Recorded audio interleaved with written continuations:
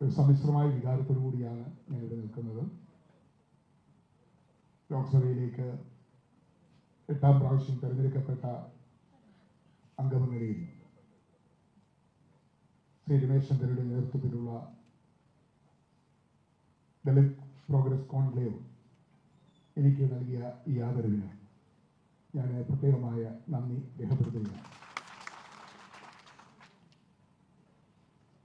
ഞാൻ ഒരു വല്ലാത്ത അവസ്ഥയിലാണ് നിൽക്കുന്നത്.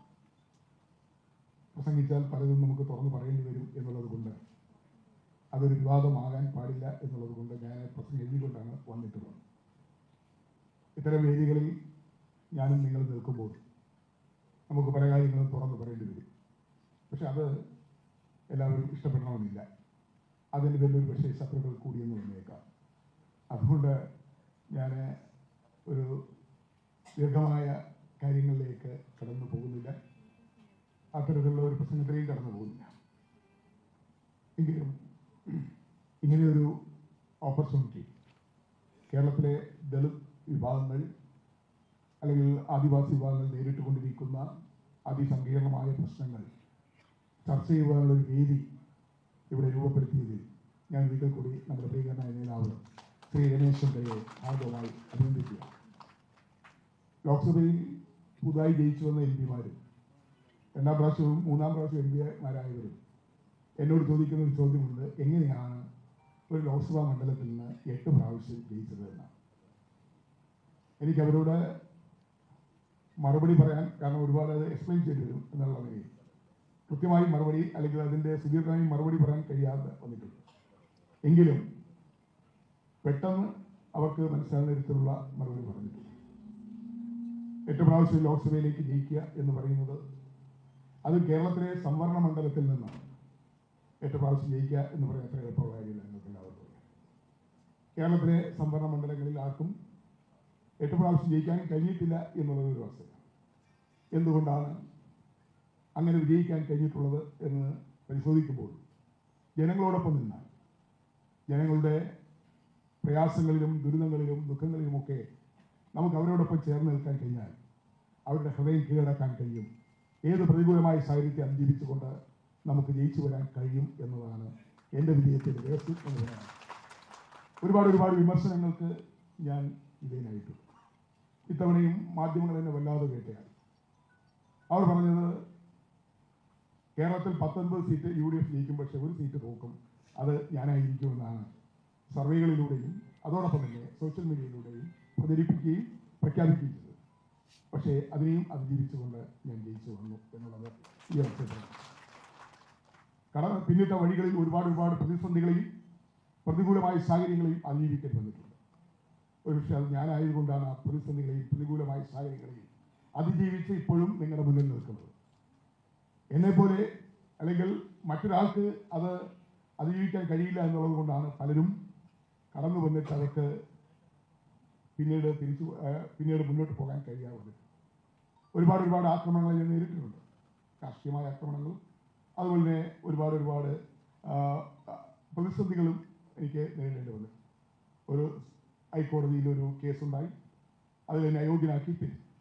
പിന്നെ സുപ്രീം കോടതിയിൽ നിന്ന് ഞാൻ വിജയിച്ചു വന്നു.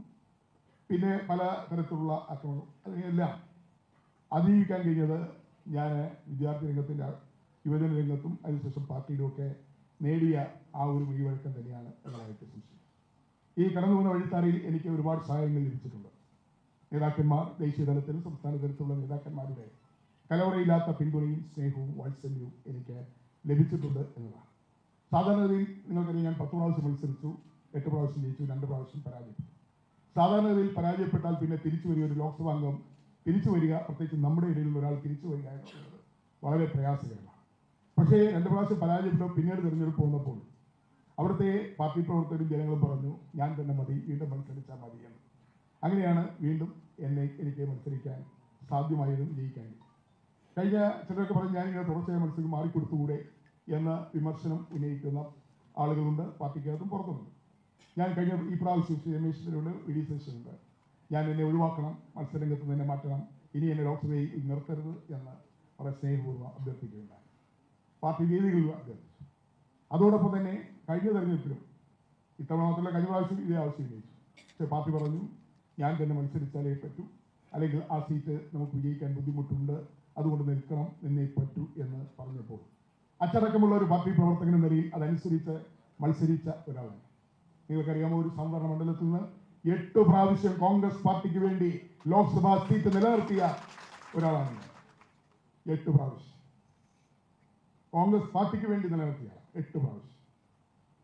അത് എൻ്റെ കഠിനാധ്വാനമാണ്. എനിക്ക് ആ പാർട്ടിയുടെ അവസരം തന്നപ്പോൾ, പാർട്ടി എനിക്ക് ഇത്തരം അവസരം തന്നപ്പോൾ അതൊരിക്കലും പാർട്ടിക്കൊരു ബാധ്യതയാകരുത്, അതൊരിക്കലും പാർട്ടിക്ക് നാണക്കേടുണ്ടാക്കരുത്. അതുകൊണ്ട് കഠിനാധ്വാനം, ആത്മാർത്ഥത, സത്യസന്ധത, അതാണ് എൻ്റെ പ്രവർത്തനത്തിൻ്റെ കൈമുതൽ. എന്നെ സംബന്ധിച്ച് ഞാൻ പിന്നിട്ട വഴികൾ ഒരിക്കലും മറന്നിട്ടില്ല. ഞാൻ എവിടെ നിന്ന് തുടങ്ങി, എങ്ങനെ സഞ്ചരിച്ചു, ഇവിടെ എങ്ങനെ എത്തി എന്ന് എപ്പോഴും എൻ്റെ മനസ്സിലുണ്ട്. അതുകൊണ്ട് കടന്നു വന്ന വഴികൾ, പിന്നിട്ട വഴിത്താരകൾ ഒരിക്കലും വിസ്മരിക്കാത്ത ഒരു ജനപ്രതിയായി എനിക്ക് മുന്നോട്ട് പോകാൻ കഴിയും. അതുകൊണ്ടാണ് എപ്പോഴും താഴെത്തട്ടിൽ എത്രയൊക്കെ പദവികൾ ലഭിച്ചപ്പോഴും, ഏതൊക്കെ പദവികൾ, എന്തെല്ലാം പദവികൾ ലഭിച്ചപ്പോഴും ഞാൻ എവിടെ നിന്ന് തുടങ്ങി അവിടെ തന്നെ നിൽക്കുന്ന അതേ ഒരു പ്രവർത്തന ശൈലിയിൽ മുന്നോട്ട് പോകുന്നു എന്നുള്ളതാണ് എൻ്റെ പ്രവർത്തനത്തിൻ്റെ വിജയം. തീർച്ചയായും നിങ്ങളുടെ എല്ലാവിധമായ സഹായവും ഈ അവസരത്തിൽ ഉണ്ടായിട്ടുണ്ടെന്ന് ഞാൻ കരുതുന്നു. തീർച്ചയായും ഞാൻ ദീർഘിപ്പിക്കുന്നില്ല, ബഹുമാനപ്പെട്ട ഗവർണറിൻ്റെ പ്രശ്നം നടക്കാനുണ്ട്, അതുകൊണ്ട് ദീർഘിപ്പിക്കുന്നില്ല. ഞാൻ പറഞ്ഞതുപോലെ അടിവരായിട്ട് വീണ്ടും പറയാൻ ആഗ്രഹിക്കുന്നു.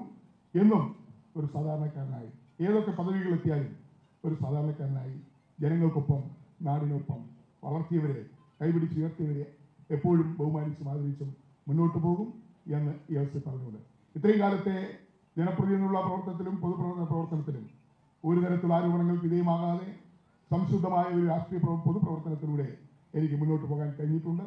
ഇനിയും അങ്ങനെ തന്നെ മുന്നോട്ട് പോകും എന്ന് ഉറപ്പ് നൽകിക്കൊണ്ട്, പാർട്ടി നൽകിയ അവസരങ്ങൾ അത് പരമാവധി സംരക്ഷിച്ചുകൊണ്ട്, ആ അവസരങ്ങൾ പാർട്ടിക്ക് പരമാവധി പ്രയോജനപ്പെടുത്തിക്കൊണ്ട് മുന്നോട്ട് പോയിട്ടുള്ള ഒരു സാധാരണ പ്രവർത്തനം എന്ന നിലയിൽ എനിക്കിന്ന് ഇവിടെ ലഭിച്ച ഈ ആദരവ് എന്നെ കൂടുതൽ എൻ്റെ പ്രവർത്തന മണ്ഡലത്തിൽ സാധാരണക്കാർക്ക് വേണ്ടി, പാവപ്പെട്ടവർക്ക് വേണ്ടി, പട്ടികജാതി പട്ടികവർഗ ജനവിഭാഗങ്ങൾക്ക് വേണ്ടി തീർച്ചയായും പ്രവർത്തിക്കാൻ എനിക്ക് ഊർജം പകരും എന്നുള്ള കാര്യത്തിൽ യാതൊരു സംശയമില്ല. ലോക്സഭയിൽ എൻ്റെ പ്രവർത്തനം നിങ്ങൾ പരിശോധിച്ച് നോക്കിയാൽ, ലോക്സഭയിൽ ഞാൻ ഇന്നേ വരെ പ്രവർത്തിച്ചപ്പോൾ ഏറ്റവും കൂടുതൽ പട്ടികജാതി പട്ടികവർഗ വിഷയങ്ങളാണ് ലോക്സഭയിൽ ഉന്നയിച്ചിട്ടുള്ളത് എന്ന കാര്യം ഈ അവസരം ഓർമ്മിക്കാൻ കഴിയും. ചിലരൊക്കെ പറയും 40 വർഷം MP ആയില്ലേ, 40 വർഷമൊന്നും ആയിട്ടില്ല, 27 വർഷമായിട്ടുള്ളൂ. കാരണം 8 പ്രാവശ്യം ജയിച്ചെങ്കിലും പല ലോക്സഭയിൽ 5 വർഷം പൂർത്തിയാക്കിയില്ല.